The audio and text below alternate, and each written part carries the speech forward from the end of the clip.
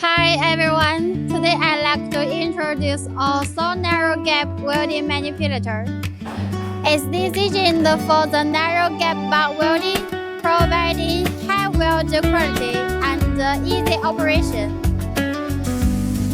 First, the welding hand includes saw torch, wheel feeder, and narrow gap welding mechanism with automatic lifting and fan lateral adjustment. Second, the PLC hand control system. It allows manual control of lifting, traversing, torch angle adjustment, and welding start or stop. Third, the control box. All the welding parameters and the welding speed can be preset and monitored in real time. Finally, the ESAB support. ESAB support so powerful, flexible, and smart.